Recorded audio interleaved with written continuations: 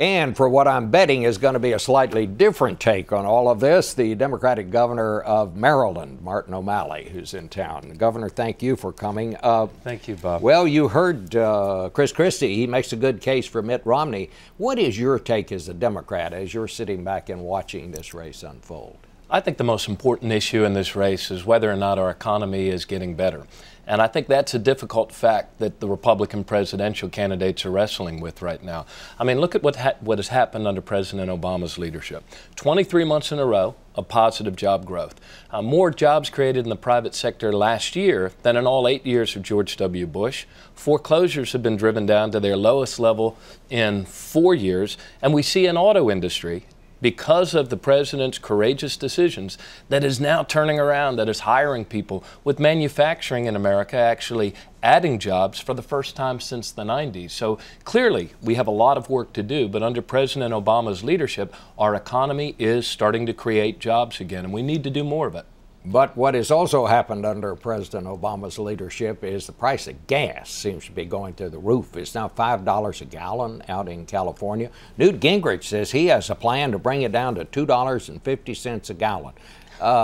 Do you think, what's the president going to do about the price of gas? Well, Newt Gingrich also has a plan to create moon colonies and lunar outposts within 2 years. I mean, what they're doing right now, Bob, I believe, is that for most of this presidential campaign, when they weren't taking hard right turns into, extremist social issues, they were trying to say that the economy is getting worse, when in fact it's getting better. So now that it is getting better, they want to switch it and say that, oh, look at gas prices, the president's responsible for that.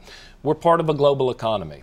And the fact of the matter is, domestic oil production has been increasing every year under President Obama. Our reliance on foreign oil is down to the lowest level that it's been in 16 years. And yes, we do need to find ways to be more energy efficient, more energy independent, and if with some help from Republican obstructionists in Congress, we could actually make more progress more quickly.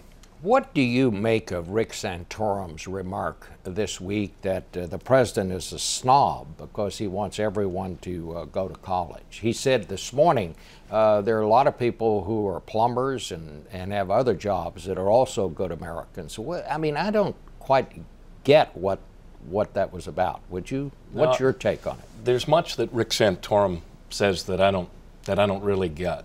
I think what all of us can acknowledge, though, is that in order for our country to be successful economically and for our children to actually have better opportunities than we've had, we need to educate our children at higher and better levels. So that means more kids being able to compete in terms of science and math, but also we need to do a better job in terms of career and technical education. The bottom line is that the more highly skilled we make our workforce in every way, the better they will be able to earn salaries and provide for their families. And I think everybody knows that that's what the president is talking about when he encourages all of the states to join in a race to the top. We need to give our children a world-class education. Even some Democrats, and I talked about this with Governor Christie, believe that the president made, just from the standpoint of practical politics, a mistake when he came out with a plan that was interpreted to say that the Catholic Church had to buy birth control pills for people who worked in Catholic hospitals and so on. He did back away from that.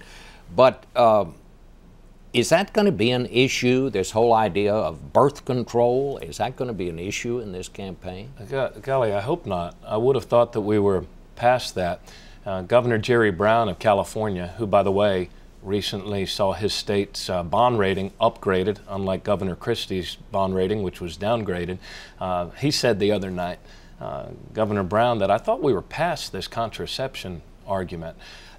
In the Republican Party, there are some that would like to do all sorts of things that are outside of the mainstream of what most of us believe is the fabric of a society of people of many different faiths. And whatever missteps there might have been in that issue as it rolled out, the bottom line is that the president does believe that contraception coverage for women should be a part of basic health care coverage. And now there are exemptions there for religious affiliated institutions. And I think the president came out as looking like the reasonable man that he is on this. Well, do you think it's good for the president if Republicans try to concentrate on social issues? I think it's good for the president. I think it's bad for the country. In other words, I think what we really need is for that more moderate Republican Party to come back, to join with the president in doing the things that Republicans in the past used to believe made our economy go. Investing in research and development, investing in education, investing in infrastructure. These are the things that have always made us a great country. So for the election, I suppose it's best for the president if they take their hard right turn, sort of war on unions, war on women, all these cultural issues. For our country, it'd be nice to see that party of Lincoln emerge once again instead of this extreme right control that they submit themselves to in their own primaries. Governor O'Malley, thank you so much for being with us. See you down the trail. Good.